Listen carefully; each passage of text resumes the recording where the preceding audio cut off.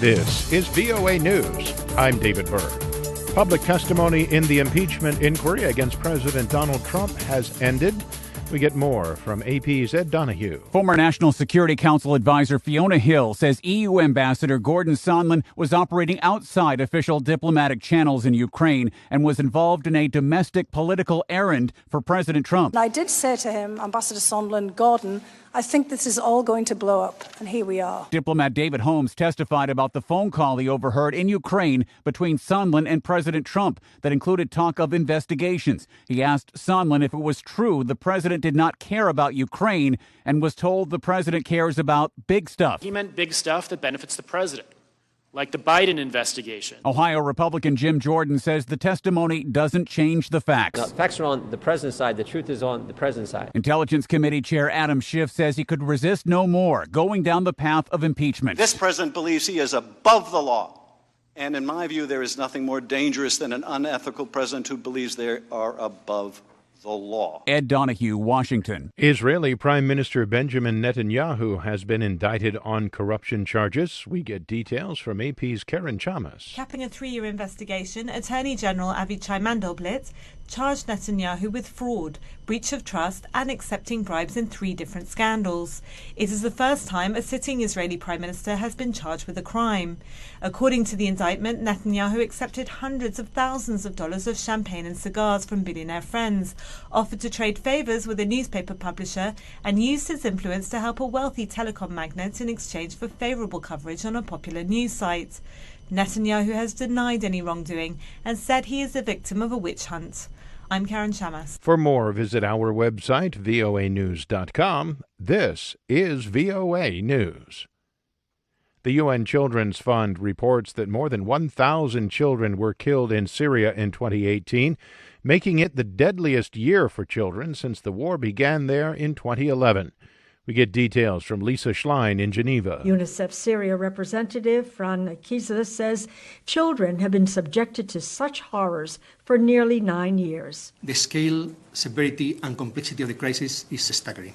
Last year was the deadliest year for the children in Syria, and very unfortunately, this looks like this year is following the same track record. We have been able to verify 657 children killed in Syria since the beginning of the year. It's quite likely that the figure is much bigger than this one. As of September, the United Nations has verified nearly 1,800 grave violations against children. Lisa Schlein for VOA News, Geneva. The U.S. House of Representatives passed 2 bills on Hong Kong that will now make their way to the president for final approval. As Michelle Hennessy of Reuters tells us, it's a warning to China about its commitment to human rights. The U.S. House of Representatives has passed 2 bills on Hong Kong that will now make their way to the president for final approval. It's a warning to China about its commitment to human rights amid a crackdown on the city's pro-democracy protests. If President Trump signs the bills into law, it would see a ban of certain exports to Hong Kong police forces, like tear gas, rubber bullets and pepper spray. It would also make officials who violate human rights in the city vulnerable to U.S. sanctions. That's Michelle Hennessy of Reuters. China, meanwhile, says it continues to work to resolve the trade dispute with the United States, despite President Donald Trump's threat to impose more tariff hikes on Chinese-made goods. A Commerce Ministry spokesman said Thursday Beijing is willing to work with Washington on the basis of equality and mutual respect, in hopes of reaching the first phase of a bilateral trade deal. The world's 2 biggest economies have been engaged in a trade war for more than a year that was sparked by President Trump's initial demands for changes in China's trade, subsidy, and intellectual property practices.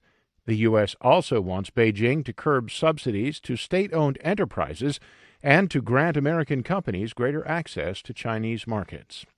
Meanwhile, 7 people died and 24 were wounded in renewed clashes in central Baghdad between anti-government demonstrators and security forces Thursday.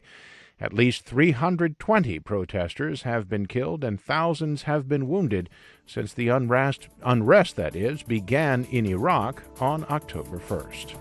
For more, visit our website, voanews.com. I'm David Byrd, VOA News.